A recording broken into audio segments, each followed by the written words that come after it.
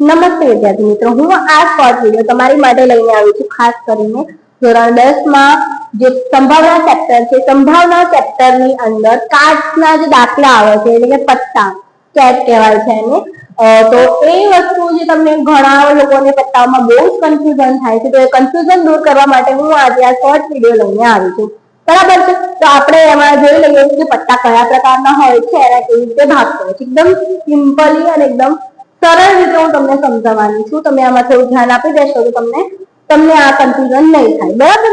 આપણે પહેલા જોઈ લઈએ છીએ કે આપણે ટોટલ પત્તા કેટલા હોય છે. તો પહેલા તો પત્તા કેટલા હોય છે, કુલ પત્તા આખી કેટમાં કુલ 52 પત્તા હોય છે. કેટલા પત્તા હોય છે ફ્રેન્ડ? 52 પત્તા હોય છે. એના બે ભાગ પાડવામાં આવે છે. શું પાડવામાં આવે છે? બે ભાગ પાડવામાં આવે છે. બરાબર છે. બે ભાગ પડે છે. એમાં શું ભાગ પડે તમને ખબર છે? આ સાઈડ કાળા કલરના હોય છે. બધા જ પત્તા આ બાજુ કાળા હોય છે અને આ બાજુ બધા જ પત્તા કેવા હોય છે? લાલ હોય છે. એ રીતે બે ભાગ પાડવામાં આવે છે. આ પત્તા અહીંયા હોય છે એ 26 પત્તા હોય છે. આ સાઈડ પર 26 પત્તા હોય છે. બરાબર છે. આમાં પણ બે ભાગ પડે છે. આમાં શું પડે છે તમને ખબર હોય? આમાં એક પત્તું જે 13 પત્તા હોય છે એ કલ્લીના હોય છે. કયા હોય છે મિત્રો? કલ્લીના પત્તા હોય છે. કેટલા હોય છે? 13. અને એક સાઈડ કાળીના પત્તા હોય છે. કયા હોય છે? કાળીના. એ પણ કેટલા હોય છે મિત્રો? 13. હવે તમને એમ થતું હશે કે કલ્લી અને કાળી આ ખબર કઈ રીતે પડશે કે બધા કાળા કલરના પત્તા છે આ સાઈડ, તો આપણને ખબર કઈ રીતે પડે? તો ખબર તમને હું પાડું છું કે ફલ્લીના જે પત્તા હોય છે એમાં વૃક્ષ ટાઈપનું એમનું ચિત્ર હોય છે. જોઈ લો, હું તમને બતાવું છું. આ રીતનું એક એમનું ચિત્ર હોય છે. બરાબર. અને આ સાઈડ જે હોય છે એમાં ઊંધું દિલ હોય છે. આ રીતે આમાં પત્તા જેવું હોય છે, આમાં વૃક્ષ જેવું હોય છે. 3 ભાગ પાડેલું હોય છે.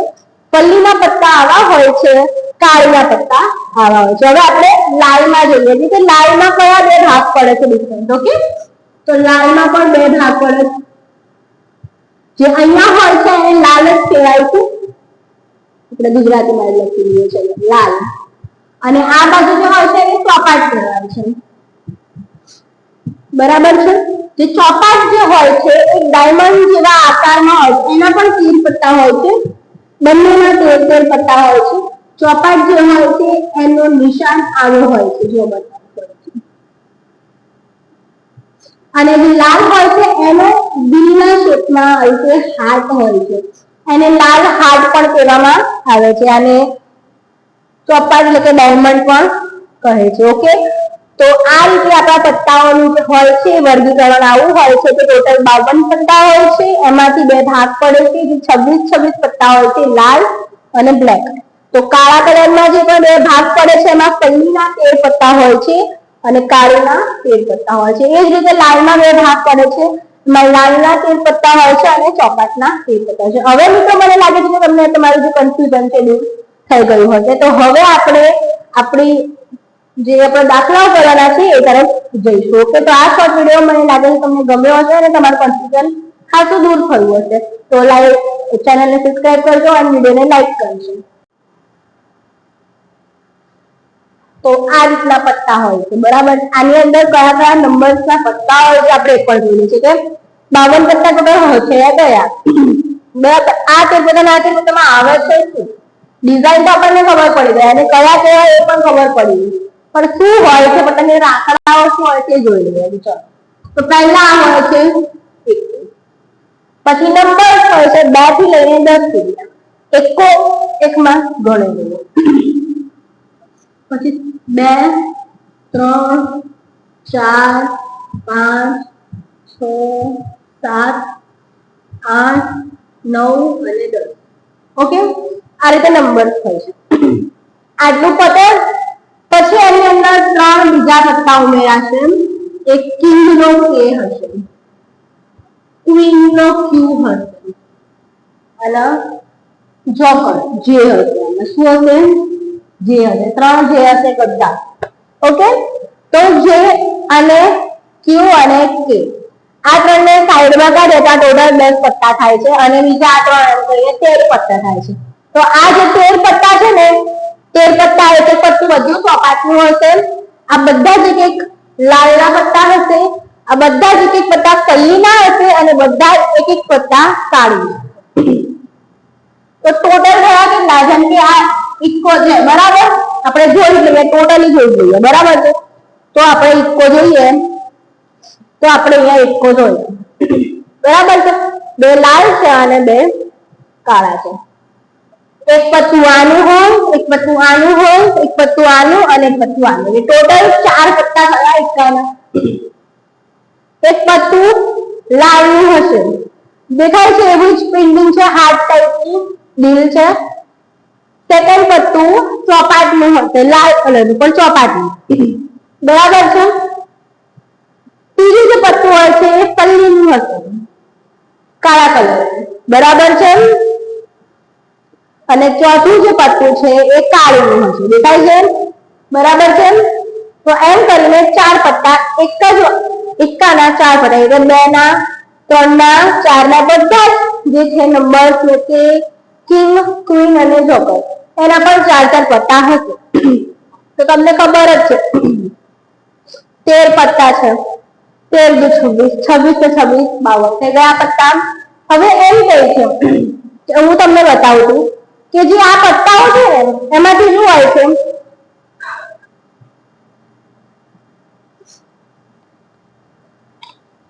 કિંગ જે છે ને કિંગ, ક્વીન અને જોકર એ ત્રણ જે પત્તા છે ને મોઢાવાળા, મોઢાની આકૃતિ વાળા પત્તા હોય છે. જેમ કે તમે આમાં તો ઇક્કામાં જોયું કે આવી રીતે આના શેપ જ દોરેલા હોય છે આખા પત્તામાં. પણ જે કિંગ ને ક્વીન ને જોકર છે એમાં બી આકૃતિ નથી હોતી. એમાં શું હોય છે આકૃતિ હોય છે પણ એમાં શું હોય છે મોઢાની આકૃતિ પણ હોય છે, વચ્ચે મોટી મોઢાની આકૃતિ હોય છે અલગ અલગ. જેમ કે આપણે આ કિંગ જોઈ લઈએ, જો આ કિંગ છે એમાં તમને મોઢા દેખાય છે, દેખાય છે કિંગમાં મોઢાની આકૃતિ દેખાય છે તમને. આને મુખ મુદ્રા વાળા કહેવાય. શું કહેવાય છે આને મુખ મુદ્રા વાળા પત્તા કહેવાય છે બરાબર છે. આ ક્વીન જોઈ લો, ક્વીન જે છે એ પણ મુખ મુદ્રા વાળા છે, બધામાં મોઢાની આકૃતિ છે. અને જોકર જોઈ લો એમાં પણ છે મુખ મુદ્રા વાળા પત્તા છે બરાબર. તો આપણને એવું પણ પૂછી શકે કે મુખ મુદ્રા વાળા પત્તા કેટલા આવે છે? તો આ ત્રણ જ પત્તા છે એ જ મુખ મુદ્રા વાળા હોય છે અને આ ટોટલ એકના 4 પત્તા હોય છે. તો 4 કરી 12, તો આપણે મુખ મુદ્રા વાળા પત્તા કેટલા હોય? 12 પત્તા હોય છે બરાબર છે. પછી એમ પૂછે કે લાલ રંગનો રાજા કેટલો? તો લાલ રંગના રાજા કેટલા હોય? તો રાજા ટોટલ 4 છે. રાજા એટલે કિંગ, કિંગ ટોટલ 4 છે.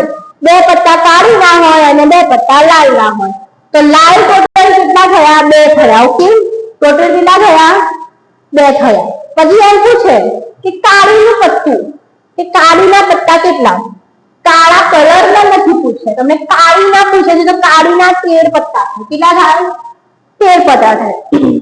પછી એમ પૂછે કે ચોપાટની રાણી કેટલી? તો ચોપાટની રાણી એક જ આવે. કેટલી આવે? ચોપાટની રાણી હંમેશા એક જ આવે. કેમ કે ચોપાટનું તો કોઈ બી નસો બધા પત્તા એક જ છે, ચોપાટના એક જ પત્તા હોય. એમ પૂછે કે લાલ કલરના પત્તા કેટલા? તો આવી શકે છે 26. એમ પૂછે કે લાલ કલરની રાણી કેટલી? તો 2 આવી શકે છે. પણ એમ પૂછે કે લાલની રાણી કઈ? તો એક જ આવશે. પૂછે ચોપાટની રાણી કઈ? તો એક જ આવશે બરાબર છે. એ રીતે હવે ખબર પડી ગઈ છે. મને લાગે છે તમને આ કન્ફ્યુઝન જે હતું એ દૂર થઈ ગયું હશે. પણ હજુ જો તમને કોઈ કન્ફ્યુઝન હોય તો તમે કમેન્ટ કરી શકો છો. ફરીથી જે તમારું કન્ફ્યુઝન છે દાખલો જ્યારે કરાવીશું એનો ત્યારે હું તમારું કન્ફ્યુઝનને દૂર કરી આપીશ. જો તમને વિડીયો સારો લાગ્યો હોય તો ચેનલને સબસ્ક્રાઇબ કરજો, લાઈક મારા વિડીયો